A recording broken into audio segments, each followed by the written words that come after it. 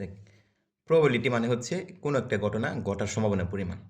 ধর হচ্ছে তুই একটা কাজ করতেছিস। তো কাজের ক্ষেত্রে হচ্ছে তোর কিন্তু হচ্ছে প্রেডিকশন থাকে যে কাজটা হচ্ছে সফল হবে। তো অনেক সময় সফল হয়, সফল হয় না। এই যে পার্সেন্টেজটা, যে অনেক সময় দেখা যায় 70% সম্ভাবনা থাকে যে হচ্ছে কাজটা হচ্ছে সফল হইতে পারে। তো এই যে পার্সেন্টেজটা এটা হচ্ছে প্রবাবিলিটি। তো প্রবাবিলিটি কিভাবে মেজার করি? ধর হচ্ছে এখানে যদি আগে দেখি যে প্রবাবিলিটির সূত্র হচ্ছে উপর হচ্ছে ফেভারেবল আউটকাম, নিচে হচ্ছে টোটাল আউটকাম। কীরকম জিনিসটা, একটা যদি ছক্কা নিক্ষেপ করস, টোটাল 6টা ঘটনা আসতে পারে, 1 2 3 4 5 6। তো হচ্ছে 6 যাবে নিচে, 6টা। এখন যদি বলে যে সেখান থেকে তোমার জোড় সংখ্যা আসার সম্ভাবনা কত? জোড় সংখ্যা কয়টা আছে? 2 4 6 3টা 3টা আছে, তার মানে 3/6। যদি বলা হচ্ছে 3-এর গুণিতক আসার সম্ভাবনা কত? 3 আর 6 3 আর 6, যেহেতু 2টা আছে তার মানে 2/6। ঠিক আছে, এটা হচ্ছে নর্মালি। এখন হচ্ছে যদি আমরা কয়েকটা ডেফিনেশন আসে যেগুলো হচ্ছে শীত থেকে আসে, বিশেষ করে হচ্ছে র্যান্ডম এক্সপেরিমেন্ট কাকে বলে এটা আসে, আর হচ্ছে আরও দু একটা আছে, এক্সপ্রেশন বলে হবে এইগুলোর জন্য আর কি। তো র্যান্ডম এক্সপেরিমেন্ট হচ্ছে যে একই শর্তে এক্সপেরিমেন্ট করলে হচ্ছে ফলাফল নিশ্চিতভাবে বলা যায় না। যেমন হচ্ছে এখানে দেখ, এই যে টাস আছে, তুই যদি নর্মালি হচ্ছে একটা কাঠ নে, তুই কাঠ নিবি, এটা কি আসছে? 4 মানে পান পাতা আসছে। পান পাতা, এখন হচ্ছে র্যান্ডমলি তুই আবার নে, আরেকটা কাঠ নে, আরেকটা কাঠ নে, সেম জিনিসই হচ্ছে তুই করলি, কিন্তু কাঠ হচ্ছে ভিন্ন হয়েছে। মানে কি, তুই হচ্ছে শর্ত কি, তুই হচ্ছে হাত দিয়ে নিলি, একই শর্তে তুই নিতে আসিস, কিন্তু হচ্ছে ফলাফল ভিন্ন হইতেছে। এরকম যে এক্সপেরিমেন্টগুলো আছে এগুলো হচ্ছে র্যান্ডম এক্সপেরিমেন্ট। ঠিক আছে, এখন হচ্ছে তুই কয়বার নিয়েছিস? 2বার নিয়েছিস, তার মানে ট্রায়াল সংখ্যা হচ্ছে 2। মানে প্রত্যেকবার নিয়ে হচ্ছে এক একটা ট্রায়াল। ঠিক আছে, পরে আউটকাম কি? এই যে ফলাফল, একবার আসলো পান পাতা আসলো, একবার চিরা পাতা আসলো, এগুলো হচ্ছে আউটকাম। আর হচ্ছে স্যাম্পল স্পেস কি? সমস্ত সম্ভাব্য ফলাফল যা যা আসতে পারে। এখানে 4 ধরনের কার্ড আছে, যেমন হচ্ছে ডায়মন্ড আছে, পরে মনে কর লাভ আছে, এরপরে হচ্ছে চিরাপাতা আছে, পান পাতা আছে। তো এই সবগুলা, আবার হচ্ছে কিং আছে, কুইং আছে, জুকার আছে, টেক্কা আছে, সবগুলা হচ্ছে এগুলো হচ্ছে সম্ভাব্য ফলাফলই হচ্ছে স্যাম্পল স্পেস। এরপর আছে স্যাম্পল পয়েন্ট আছে। এই যে মনে কর হচ্ছে ধর হচ্ছে একটা কয়েন নিক্ষেপ করছি, কয়েন নিক্ষেপ করলে হেড আসতে পারে অথবা টেল আসতে পারে, এগুলো হচ্ছে এক একটা স্যাম্পল পয়েন্ট।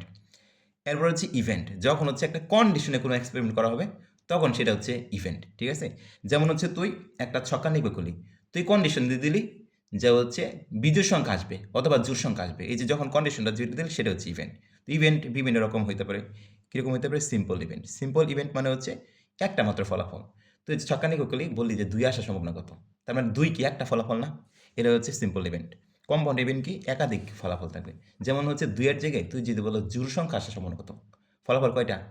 3টা, 2 4 6। এরকম ইভেন্টগুলো হচ্ছে কম্পাউন্ড ইভেন্ট। কন্ডিশনাল ইভেন্ট হচ্ছে যে একটা ইভেন্ট হচ্ছে আরেকটার উপর ডিপেন্ড করে। ধর হচ্ছে তুই এই ক্ষেত্রে হচ্ছে 2টা ইভেন্ট থাকবে, ধর হচ্ছে 2টা ছক্কা নিলি, তো তোর প্রথম শর্ত থাকবে যে প্রথম রাতে 3 আসবে, পরের রাতে হচ্ছে বিজোড় সংখ্যা আসবে। তার মানে প্রথমবার 3 আসা লাগবে, এরপরে তুই দ্বিতীয় ঘটনাতে যাবি। এরকম যে ঘটনাগুলো আছে সেগুলো হচ্ছে কন্ডিশনাল ইভেন্ট। এরপর হচ্ছে মিউচুয়ালি এক্সক্লুসিভ ইভেন্ট। এটা হচ্ছে যে একটা ঘটনা ঘটলে আরেকটা ঘটার সম্ভাবনা একদম জিরো, মানে নাই।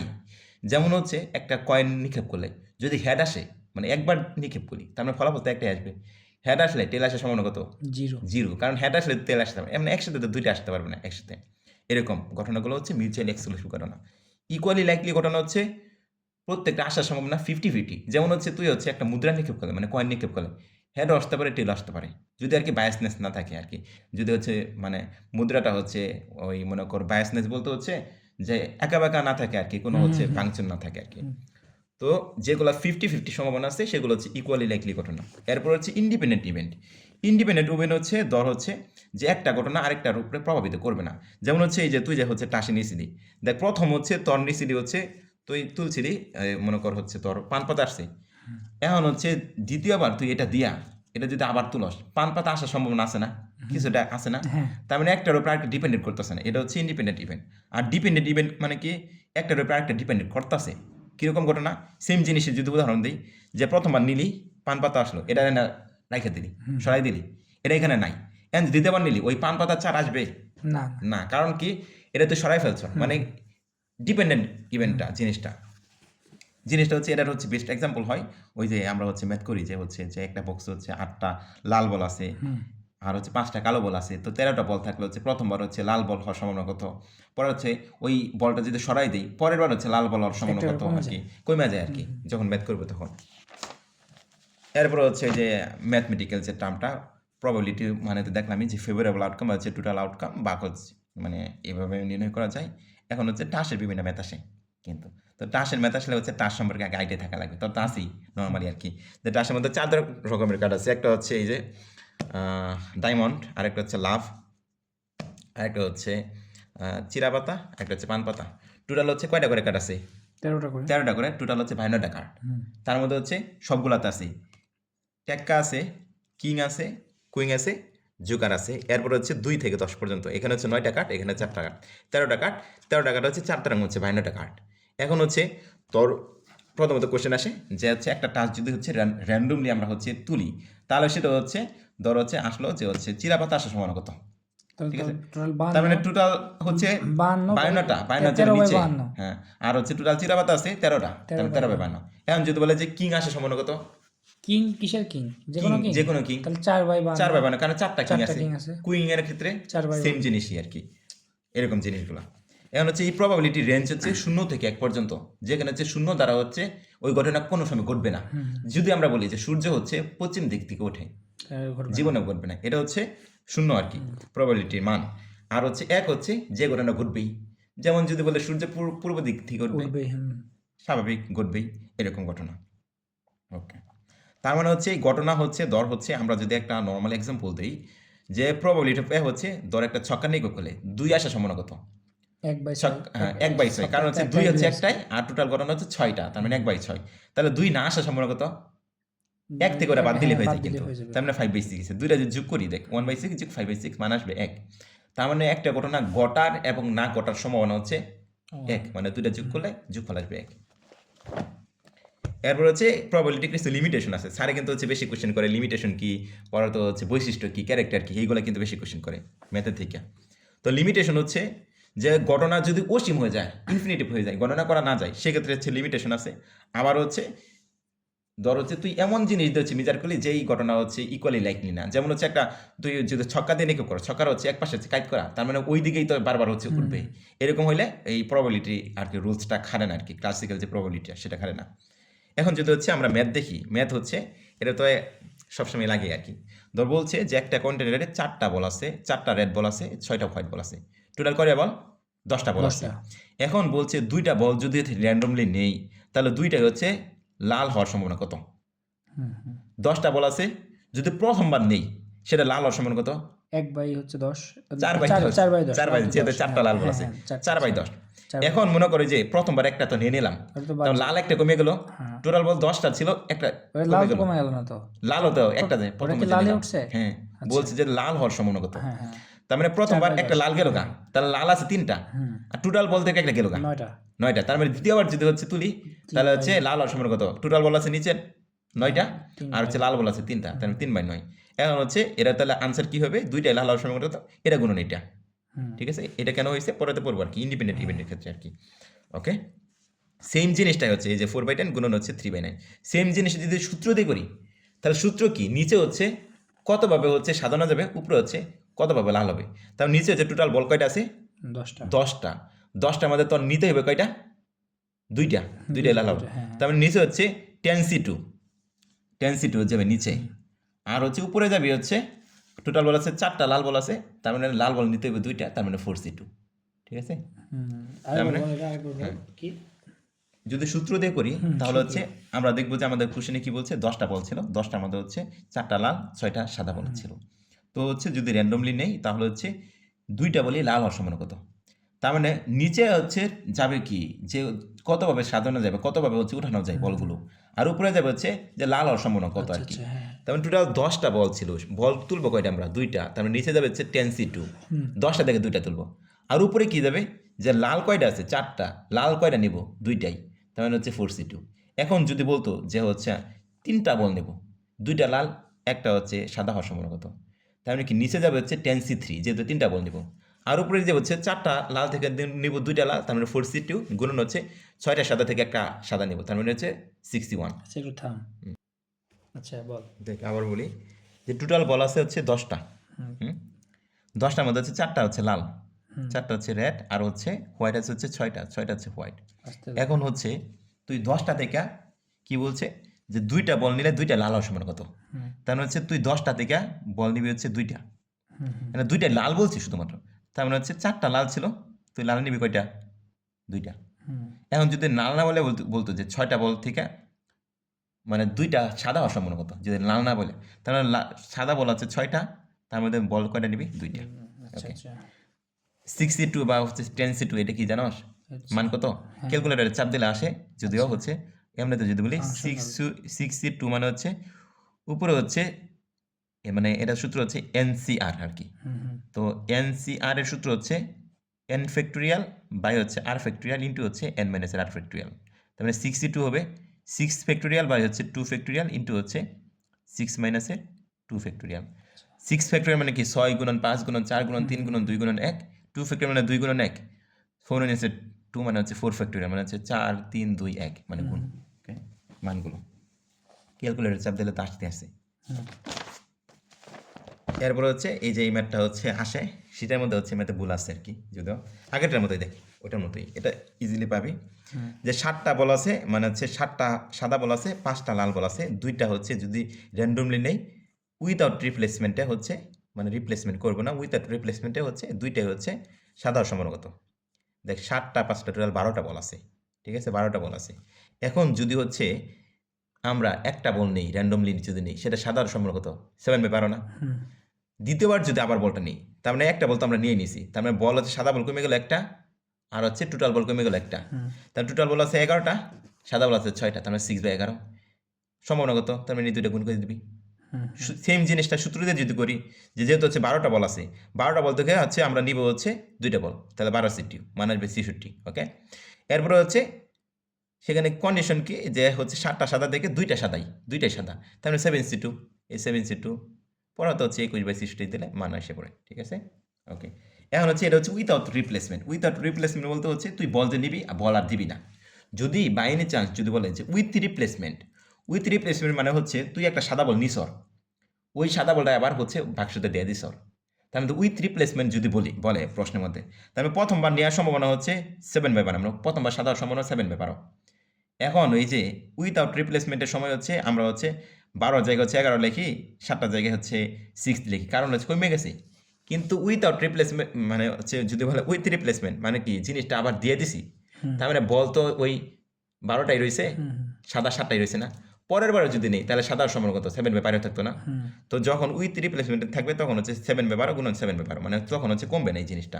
আগের দাঁত যেমন হচ্ছে 6/11 হয়ে গেছে, কিন্তু এই ক্ষেত্রে হচ্ছে কমবে না, দুইটা গুণ শেষ।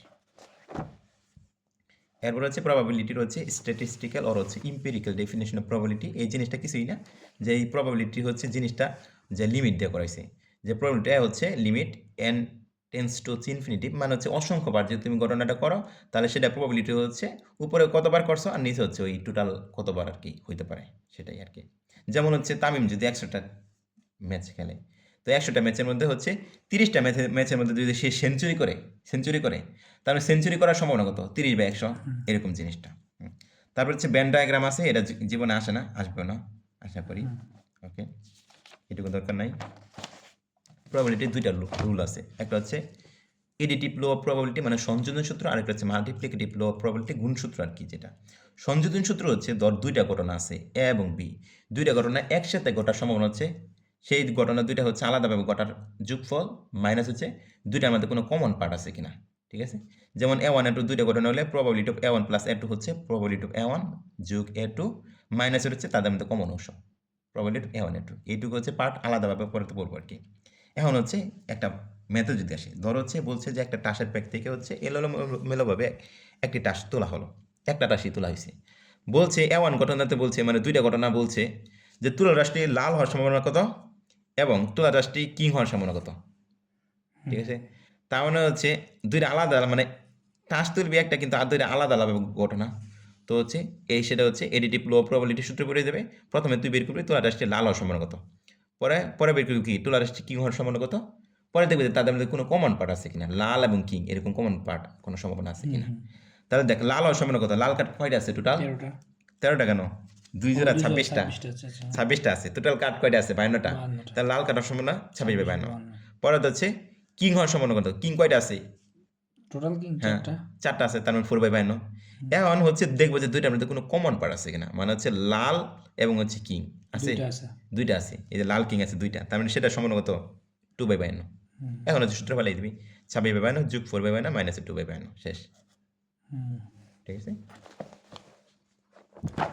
এরপরে হচ্ছে হ্যাঁ এখন হচ্ছে এই যে এইটুকু, এখন যে এইটুকুর মান কত, এই যে আমরা যে যেমন হচ্ছে এখানে মুখোমুখি হিসাব করলাম 2/52 হলো, এটুকু মান কীভাবে হিসাব করবো, প্রবলেম A1 আর 2। এটা হচ্ছে দুইটা ঘটনা, যদি হচ্ছে ইন্ডিপেন্ডেন্ট ঘটনা হয় তাহলে হচ্ছে তাদের হচ্ছে গুণফল, মানে হচ্ছে ওই যে এক ঘটনা ঘটার সম্ভাবনা গুণন হচ্ছে ওই বিবি ঘটনা ঘটার সম্ভাবনা, ইন্ডিপেন্ডেন্ট ইভেন্ট হইলে আর কি। আর যদি মিউচুয়ালি এক্সক্লুসিভ ঘটনা হয়, মিউচুয়ালি এক্সক্লুসিভ কী বলছিলাম, যে একটা হইলে আরেকটা হওয়ার সম্ভাবনা 0, এদের মধ্যে কোনো কমন অংশ থাকবে? দুইটা মিউচুয়ালি এক্সক্লুসিভ ঘটনা, এদের মধ্যে কোনো কমন অংশ আছে? নাই, কারণ একটা হলে তার একটা হবেই না, কমন অংশ নাই, তাহলে সেক্ষেত্রে হচ্ছে ওই A1 এর মান হচ্ছে 0। ঠিক আছে, আর ইন্ডিপেন্ডেন্ট ইভেন্ট হলে কি দুইটা জাস্ট গুণ, শেষ এইটুকু। এখন হচ্ছে মাল্টিপ্লিকেটিভ লো প্রবাবিলিটি, এটা জাস্ট হচ্ছে শুধু দুইটা মনে রাখলেই হবে, যে হচ্ছে প্রবাবিলিটি অফ A1 A2, মানে দুইটা ঘটনা একসাথে ঘটার সম্ভাবনা হচ্ছে যে প্রবাবিলিটি A1 ঘটানোর সম্ভাবনা গুণন হচ্ছে প্রবাবিলিটি অফ A2/A1। A2/A1 মানে হচ্ছে A1 গইটা গেছে সেটার সাপেক্ষে A2 ঘটার সম্ভাবনা কত। ঠিক আছে, যেমন হচ্ছে ওই যে আমরা করলাম না, এই যে ম্যাথগুলো করছি সবগুলো কিন্তু ওই রকম জিনিসটা, যে হচ্ছে 10টা হচ্ছে বল ছিল, সেখান থেকে হচ্ছে যে দুইটা নিলে দুইটাই হচ্ছে লাল হওয়ার সম্ভাবনা কত। যেমন প্রথমবার আসছিল হচ্ছে প্রথমবার লাল হওয়ার সম্ভাবনা ছিল 4/10, দ্বিতীয়বার কি এই যে প্রথম ঘটনা ঘটে গেছে সেটা সাপেক্ষে হচ্ছে লাল হওয়ার সম্ভাবনা 3/9 কমে হয়েছে, গেছে, হ্যাঁ। এই জিনিসটা আর কি। এরপরে হচ্ছে প্রবাবিলিটি, এটা দরকার নাই। প্রবাবিলিটি ডিস্ট্রিবিউশন মানে হচ্ছে ধরো হচ্ছে আমরা হচ্ছে ওই যে প্রবাবিলিটি ট্রি অঙ্কন করছি না, যেমন হচ্ছে যদি একবার মুদ্রা নিক্ষেপ করি হেড টেল আসতে পারে, দুইবার নিক্ষেপ করলে ইন থেকে হেড টেল, ইন থেকে হেড টেল, তিনবার নিক্ষেপ করলে ইন থেকে head tail, head tail, head tail, head টেল, এরকম। পরে তো হচ্ছে আমরা হচ্ছে সম্ভাব্য ফলাফলগুলো লিখছি হেড হেড হেড, এই যে head head head head head tail, head tail, head head tail tail, এই ফলাফলগুলো লিখছি। এখন যদি হচ্ছে সেগুলোকে ডিস্ট্রিবিউশন করি, যেমন হচ্ছে হেড সংখ্যা একটা তো নাই, এরকম কয়টা আছে, এই যে একটাই আছে, হ্যাঁ। তার মানে সেটা সম্ভাবনা কত 1/8, কারণ টোটাল ঘটনা 8টা। পরে যদি বলি যে একটা হেড আছে, কীরকম একটা হেড আছে হচ্ছে এই যে একটা আছে, দুইটা আছে, তিনটা আছে, তারপরে সম্ভাবনা কত 3/8, দুইটা হেড আছে সম্ভাবনা হচ্ছে 3/8, তিনটা হেড আছে সম্ভাবনা হচ্ছে 1/8।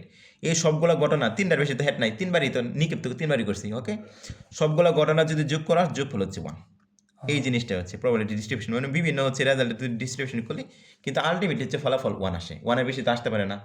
ওকে, এরপর হচ্ছে শেষের দিকে প্রায় বাইনোমিয়াল ডিস্ট্রিবিউশন। বাই মানে হচ্ছে দুই, তার মানে হচ্ছে কোনো একটা ঘটনার যদি শুধুমাত্র দুইটা ফলাফলই থাকতে পারে, যেমন মুদ্রা নিক্ষেপ করলে হয় হেড আসবে নয় টেল আসবে, তুই হচ্ছে একটা পরীক্ষা দিলে হয় পাস করবে নয় ফেল করবি, সাকসেস অথবা ফেইলিউর, এরকম যে ঘটনাগুলো আছে সেগুলো হচ্ছে বাইনোমিয়াল ডিস্ট্রিবিউশন। এখান থেকে কি বলবি, যার হচ্ছে এটার হচ্ছে শর্তাবলী প্লাস হচ্ছে ক্যারেক্টারিস্টিক্স, বিভিন্ন শর্ত আছে, জাস্ট মুখস্থ করবি আর কিছুই নেই, এটা দরকার নাই। ওকে, যে প্রপার্টিসগুলো পড়বি বাইনোমিয়াল ডিস্ট্রিবিউশনের, যেটা হচ্ছে একটা ডিসক্রিট পূর্ণ সংখ্যা, তারপরে হচ্ছে এটার মধ্যে দুইটা প্যারামিটার আছে, এন হচ্ছে নাম্বার কতবার ট্রাই করলে, পি হচ্ছে সাকসেস রেট, হ্যান ত্যান মুখস্থ করবি, জাস্ট এই দুইটা দরকার নাই, কারণ সূত্র মুখস্থ করার দরকার নেই, জাস্ট হচ্ছে ক্যারেক্টারগুলো। যেমন হচ্ছে এই প্রবাবিলিটি মানে হচ্ছে ওই সাকসেস রেট যদি 0.5 থেকে কম আসে তাহলে সেটা হচ্ছে স্কিউড হচ্ছে ডিস্ট্রিবিউশন, পরে 0.5 আসলে সেটা হচ্ছে সিমেট্রিক মানে কি, এই যে এরকম যে গ্রাফটা করছি একদম দুই দিকে সমান থাকে, সিমেট্রিক আসে। এখন হচ্ছে এই বাইনোমিয়াল ডিস্ট্রিবিউশনের ক্ষেত্রে এন মানে হচ্ছে তুই কতবার ট্রায়াল করছ, এন এর মান যদি অনেক বেশি হয় আর পির মান মানে সাকসেস রেট খুব যদি কম হয় তাহলে সেটা হয়ে যায় পয়জন ডিস্ট্রিবিউশন।